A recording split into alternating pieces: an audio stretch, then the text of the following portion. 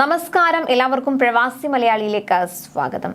കാമുകൻ കൊടുത്ത വിസയിൽ ദുബായിലെത്തി കുഞ്ഞിനെ പ്രവാസിയായ ഭർത്താവിനെ ഏൽപ്പിച്ച കോഴിക്കോട് നാദാപുരം സ്വദേശിനിയായ ഇർഷാന എന്ന യുവതി കടന്നുകളഞ്ഞ സംഭവം സോഷ്യൽ മീഡിയയിൽ ഏറെ കോളിളക്കം സൃഷ്ടിച്ചതായിരുന്നു.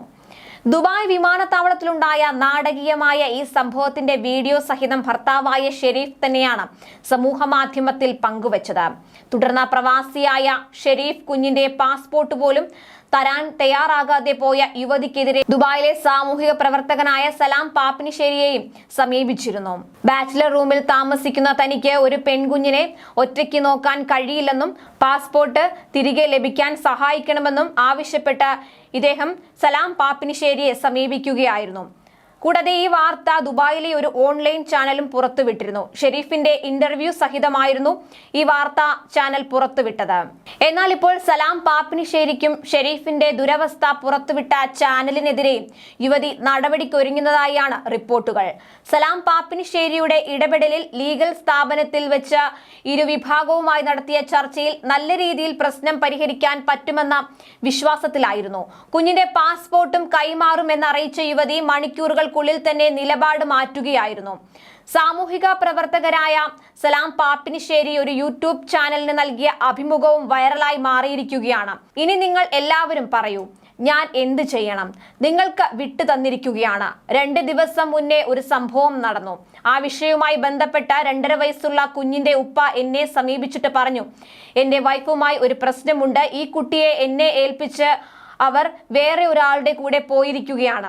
എനിക്ക് സാമ്പത്തികമായി ഒന്നുമില്ല, അതുകൊണ്ട് നിങ്ങളെ ഈ കാര്യം ഒന്ന് ഏറ്റെടുത്ത് ഇതിന് വേണ്ടുന്ന കാര്യങ്ങൾ ചെയ്തു തരണമെന്ന് ആവശ്യപ്പെട്ടു. ഞാൻ അദ്ദേഹത്തോട് ചോദിച്ചു, എന്താണ് ഞങ്ങളുടെ ഭാഗത്ത് നിന്ന് ചെയ്യേണ്ടത് എന്ന്.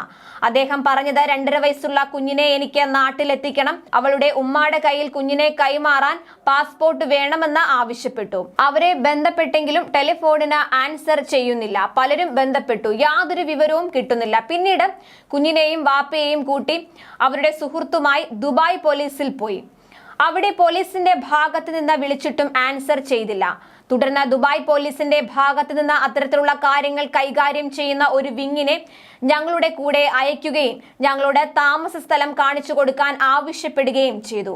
അവര് പോയ വാഹനം ഞങ്ങൾക്ക് കണ്ടുപിടിക്കാൻ സാധിച്ചു. ആ വാഹനവുമായി ബന്ധപ്പെട്ടവരോട് പോലീസ് ബന്ധപ്പെട്ടെന്ന് മനസ്സിലായപ്പോൾ അവര് ഞങ്ങളുടെ ഫോണിന് ആൻസർ ചെയ്തു. നിങ്ങൾക്ക് എന്താണ് വേണ്ടത്? പ്രശ്നം പരിഹരിക്കാൻ തയ്യാറാണെന്ന് അവര് മറുപടി നൽകി. തുടർന്ന് ദുബായിലെ സാമൂഹ്യ പ്രവർത്തനങ്ങളുമായി ബന്ധപ്പെട്ട ഒരു വ്യക്തി വിളിക്കുകയും നമ്മുടെ ആവശ്യം എന്താണെന്ന് ആരായുകയും ചെയ്തു. പാസ്പോർട്ടാണ് ആവശ്യമെന്ന് പറഞ്ഞപ്പോൾ അവർ നൽകാമെന്ന് സമ്മതിക്കുകയും ചെയ്തു. ഇരുവിഭാഗവുമായി നടത്തിയ ചർച്ചയ്ക്കിടെ യുവതിയോടൊപ്പം ആ യുവാവും ഉണ്ടായിരുന്നു. പാസ്പോർട്ട് കൈമാറുന്ന കാര്യം സംസാരിക്കുന്നതിനിടെ ഈ യുവാവ് പറഞ്ഞത്, ഞങ്ങൾ ഇന്നലെ ഒരു നിയമോപദേശം തേടിയിരുന്നു, ഇന്നും തേടിയിരുന്നു. അവർ പറഞ്ഞിരിക്കുന്നത് ഒരു ചാനലിൽ ഈ വിഷയം വന്നതിനാൽ അതിനെതിരെയും നിങ്ങൾക്കെതിരെയും കേസ് കൊടുത്ത് പ്രയാസപ്പെടുത്താൻ ഒരു മലയാളി വക്കീൽ ഉപദേശം നൽകിയിരിക്കുകയാണ്. ഈ മലയാളി വക്കീൽ ഞങ്ങളുടെ നാട്ടിലുള്ള വലിയ വലിയ ആളുകളുമായി ബന്ധപ്പെട്ട് സലാം പാപ്പിനിശ്ശേരി ഉൾപ്പെടെ ഉള്ളവരെ എങ്ങനെ ഒന്ന് ട്രാപ്പിലാക്കാം, അതിനുള്ള ഒരു സംവിധാനം കൂടെ ചെയ്തിരിക്കുകയാണെന്ന് പറഞ്ഞു. എന്നെ സംബന്ധിച്ച് പറഞ്ഞാൽ ഇത്തരം കേസുകൾ എടുക്കണം എന്നുള്ളത് ഒരു നിർബന്ധമുള്ള കാര്യമൊന്നുമല്ല. കോഴിക്കോട് സ്വദേശിയായ വക്കീലിന്റെ ഒരു വ്യക്തതയും ഇല്ലാത്ത നിയമോപദേശം ചിലപ്പോൾ എന്നോടുള്ള വെറുപ്പോ വിദ്വേഷമോ ആവാമെന്ന് സലാം പാപ്പിനിശ്ശേരി പറയുന്നു.